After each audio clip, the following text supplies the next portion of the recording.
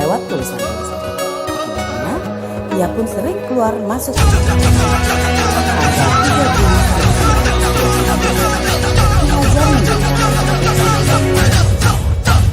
Kita belajar Pancasila, kita bernafas dalam sila-silanya. Kita belajar Pancasila, ayo kita jaga untuk Indonesia. Kita belajar Pancasila, kita bernafas dalam sila-silanya. Kita belajar Pancasila, ayo kita jaga untuk Indonesia.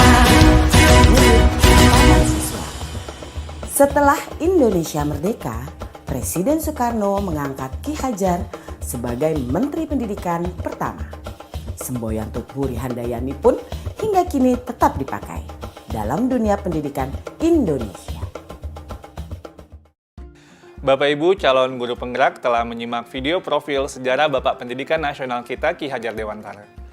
Pada kesempatan ini, izinkan saya untuk memaparkan refleksi saya terkait pemikiran Ki Hajar Dewantara untuk membuat kita lebih memahami impian besar beliau untuk membawa anak Indonesia mencapai kemerdekaan belajar.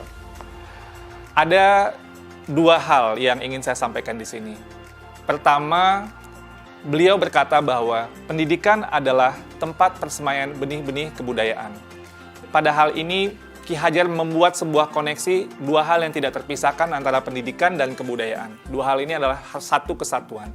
Menurut Ki Hajar, untuk mencapai kebudayaan yang kita mimpikan, peradaban bangsa yang kita cita-citakan, pendidikan adalah fondasinya. Atau dengan bahasanya Ki Hajar adalah tempat persemaian benih-benih kebudayaan. Dengan kata lain, pekerjaan yang kita lakukan di pendidikan bukan saja pekerjaan untuk anak bersekolah, ujian hasilnya baik, dan lain sebagainya, tapi adalah pekerjaan untuk menjemput kebudayaan yang kita cita-citakan. Dengan kata lain, ini adalah pekerjaan untuk membentuk peradaban. Jadi ini peran yang sangat penting antara pendidikan dan kebudayaan. Dua-duanya adalah satu ikatan yang tidak bisa dilepaskan. Yang kedua, inti dari filsafat Ki Hajar Dewantara itu adalah perubahan.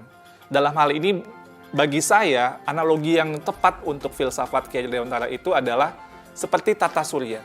Selalu bergerak, selalu tidak pernah berhenti dari waktu ke waktu, dia tidak pernah statis. Karena itu, bagi Ki Hajar, kebudayaan tidak boleh statis, harus terus bergerak. Dalam upaya pemeliharaan kebudayaan, bagi Ki Hajar, itu harus terus bergerak sesuai dengan kodrat alam dan kodrat zamannya. Jika kebudayaan itu terisolasi, kebudayaan itu akan menuju kehancuran. Pendidikan pun juga sama, tidak boleh statis. Pendidikan harus terus berubah, menjawab tuntutan zamannya. Karena sepertinya kalau dalam tata surya itu, kalau Bapak Ibu bayangkan, kalau planet itu berhenti bergerak, statis dia, itu akan terjadi sebuah chaos, sebuah kekacauan. Dan itulah yang dilihat oleh Ki Hajar bahwa semuanya itu harus terus bergerak dan bergerak, tidak pernah berhenti. Artinya perubahan adalah hal yang kekal, yang harus terus terjadi. Selanjutnya, planet-planet itu pun dalam tata surya tidak ada yang sama. Di sini terlihat keberagaman. Ada planet Merkurius, ada planet Venus, ada Bumi, ada Mars, dan seterusnya. Dalam melihat planet-planet ini, inilah yang kita juga lihat dalam kebudayaan dan pendidikan. Dalam kebudayaan menurut Ki Hajar tidak ada yang sama.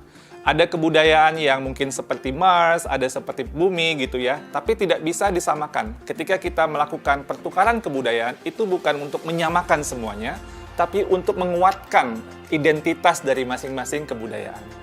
Dan kebudayaan itu terus berputar dan terus berputar kepada sumbu yang sama. Dan dalam filosofi Ki Hajar, sumbunya ini atau di mana semua planet itu bersumbu itu adalah nilai-nilai kemanusiaan. Dan ini yang menjadi hal yang esensi dari semua kebudayaan, dimanapun kebudayaan itu berada. Baik itu kebudayaan di Indonesia yang beragam maupun kebudayaan dunia yang juga sangat beragam. Esensinya menurut Ki Hajar adalah nilai-nilai kemanusiaan. Pendidikan pun juga sama. Anak tidak pernah ada yang sama. Dua anak kembar itu tidak pernah sama persis, bahkan kembar siam sekalipun. Fitrah dari penciptaan dari Yang Maha Kuasa itu adalah keberagaman. Menurut Ki Hajar, biarkanlah anak-anak itu memiliki keunikannya sendiri-sendiri. Ibarat planet-planet tadi, mereka bergerak dengan kecepatannya sendiri-sendiri.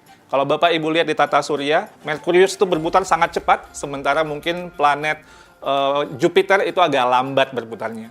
Dan ini mereka juga berputar dengan kecepatannya sendiri-sendiri sesuai dengan orbitnya masing-masing.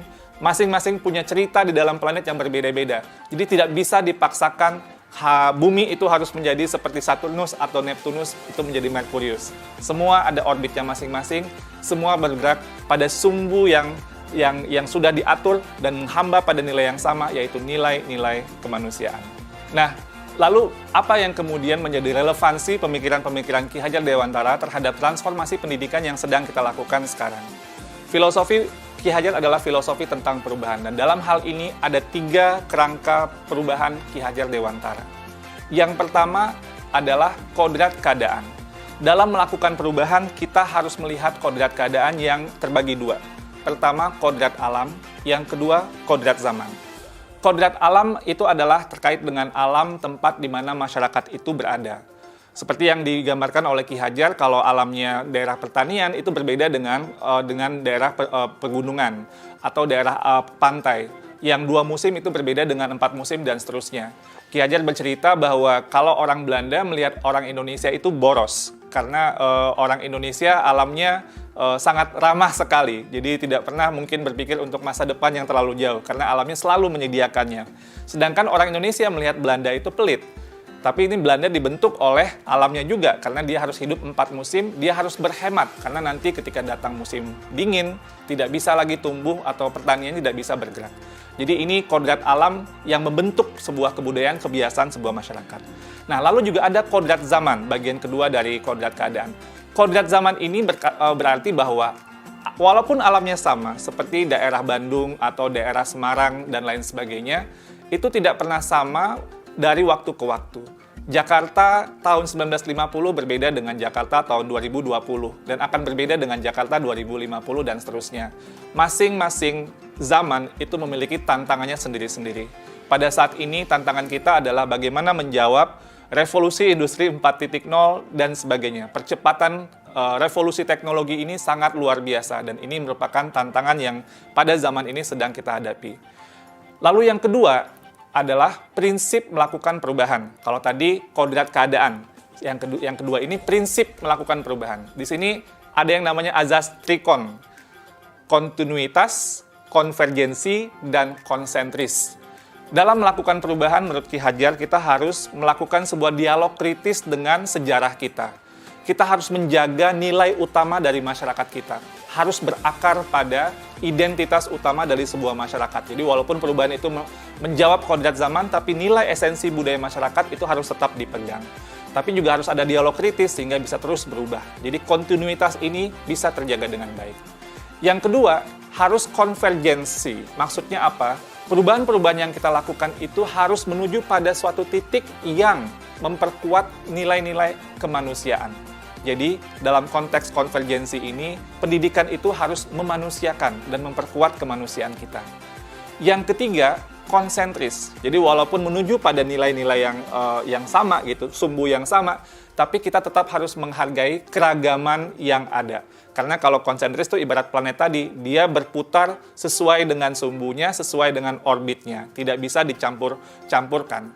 Karena itu, pendidikan itu harus menghargai keunikan. Karena itu juga, pendidikan itu harus memerdekakan. Biarkanlah masing-masing berputar pada sumbunya, beredar sesuai dengan orbitnya. Menurut kata Ki Hajar, pendidik itu ibarat petani. Petani itu dia bercocok tanam, dia memiliki banyak sekali misalnya bibit. Ada bibit padi, ada bibit jagung, ada bibit kedelai. Yang padi, tumbuhkanlah dia sebagai padi. Jangan menumbuhkan padi itu berharap menjadi jagung. Tidak akan pernah menjadi seperti itu. Dan jangan pula memelihara jagung dengan ilmu memelihara padi, nggak jadi tumbuh kembangnya jagung itu. Jadi masing-masing itu sesuai dengan kodratnya, dan itulah keragaman yang dihadapi oleh para pendidik dalam konteks kehidupan sehari-hari. Lalu yang ketiga, apa yang berubah? Yang berubah di sini adalah budi pekerti. Maksudnya ini apa? Ada 2 kata di sini. Ada budi, ada pekerti. Budi itu, menurut bahasa Ki Hajar, itu ada 3 komponen, yaitu cipta, rasa, dan karsa. Cipta itu artinya pikiran, rasa itu perasaan, karsa itu adalah kemauan.